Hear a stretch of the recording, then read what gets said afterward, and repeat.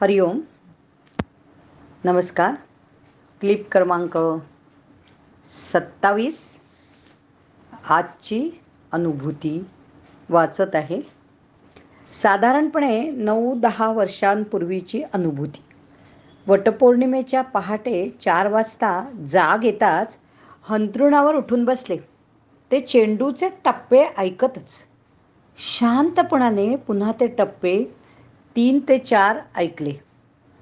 ते टप्पे टाळूच्या खालीवर चेंडू उठावा आपटावा असे अनुभवाला येत होते. त्यातच माझी बैठक झाली. सुखद अशी अवस्था, अवर्णनीय.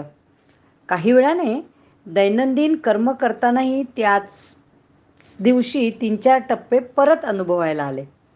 सायंकाळी 1-2 वेळा असंच घडलं. दिवसभर या आनंदावस्थेत कामे झाली.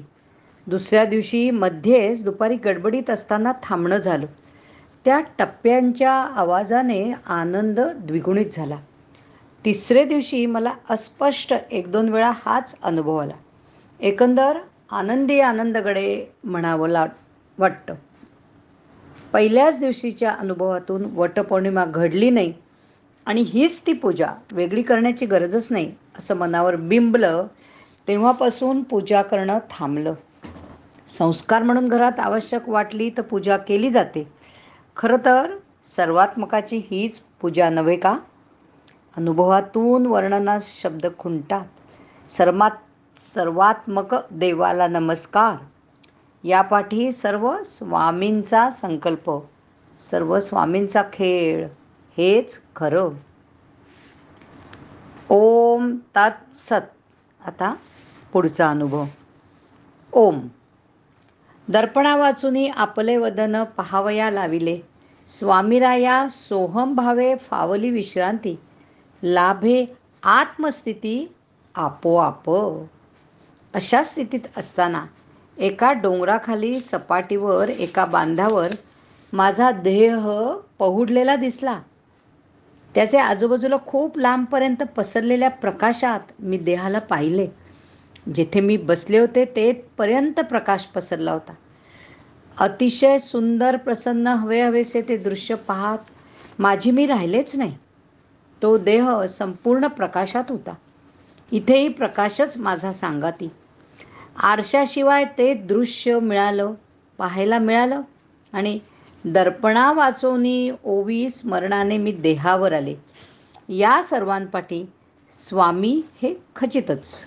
कित्येक वेळा तो सुखद, शांत, प्रसन्न प्रसंग अनुभवत कित्येक वेळा तो सुखद, शांत, प्रसन्न प्रसंग अनुभवत होते. हे सारे सत्यसंकल्पाचे दाते स्वामी म्हणूनच घडलं. त्रिवार सत्य आहे. त्यांचे चरणी नतमस्तक होत राहणं, त्यांच्याच कृपेने एवढंच कळत आहे. स्वानुभूतीचा तू राजराजेश्वर, तुझं नमस्कार असो देवा. ओम तत्सत. अजून एक अनुभव ऐकूया. ओम. काही वेळा म्हणण्यापेक्षा खूप वेळा अनुभवत राहणे एवढंच घडावं. बस. नोंद नको, काही नको. साधना पथावर अभ्यासात राहणंच वाटतं. त्यामुळे नोंदी वगैरे ठेवणं जमलं नाही. कारण त्याला काळ वेळ सांगून येत नाही. ठीक. तरीही स्वामींची आज्ञा समजून अनुभव जसे जमले तसे लिहिले.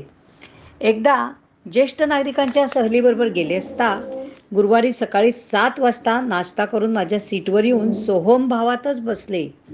थोड्याच वेळात भ्रूमध्यातून सूर्याचा लालसर पण दाहक नाही, सुखकर, शांत, आल्हाददायक असा प्रचंड मोठा प्रकाशाचा गोळा बाहेर पडला.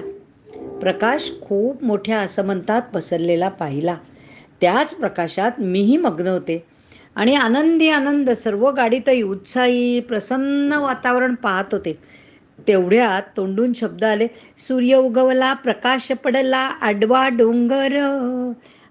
डोंगर तयाला माझा नमस्कार. गाडीत सर्वांनी माझा आवाज म्हणजे गजर उचलून धरला. सर्व आनंदात हसत खेळत होते. वा, छान, आता आपण नाम घेऊया, असे कोणीतरी बोलले. नामस्मरण करत गाडी निघाली. काही अंतरापर्यंत प्रकाशातच मी नाहत होते. हा प्रकाश माझ्या अनेक अनुभूतीतून सांगाती झाला. ही सोहम भक्तीच असे अनुभव देत असते. इथे आपण आजची क्लिप थांबूया. धन्यवाद. ओम तत् सत.